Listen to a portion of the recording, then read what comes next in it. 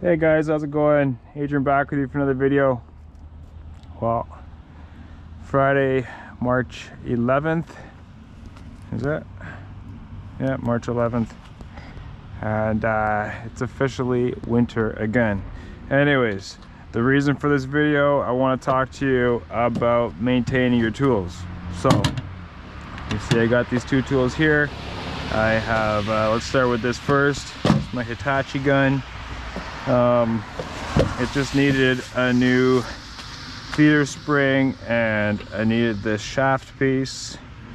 So if you can believe, that's 10 bucks, and that's another, I don't know, probably 4 bucks.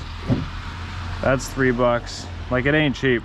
But guys, remember, any work that you can do yourself, you will save time, money, and you will get your tool back right away, not 3 months down the line. So let's get into it. So even though this is undebatably probably the best gun slash coil nailer ever produced, as in life, things do break down. So what usually goes here are these feeder springs, and they're easy enough to replace, and here's how. So real quick, drop the feeder shaft into that chamber and lock that down. Next, go ahead and flip that over, and you're going to want to have this feeder spring pointed this direction, so it's pushing tension on the feeder itself. So you want to slot that right in there. It's actually really simple because there's grooves in the feeder itself. And then you're going to take the feeder shaft, you're going to place it, I like to go this way, go through the spring, through the hole,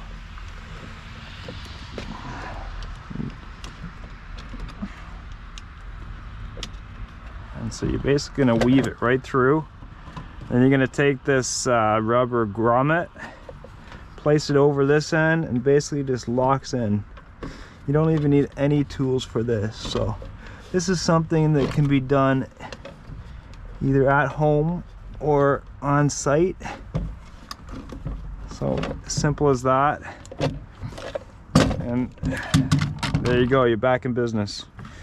So you can also clean this up real good with a toothbrush, and I like to use the pass load spray, but brake cleaner works good too. Please guys, don't ever use WD-40.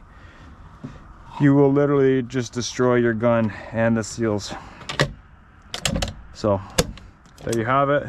This gun's back ready to go. Okay guys, check this out. So we've all been here. Basically the tube of glue exploded inside and it left me a mess. So if this gets really bad, like right now it's still usable, but I want to keep it that way.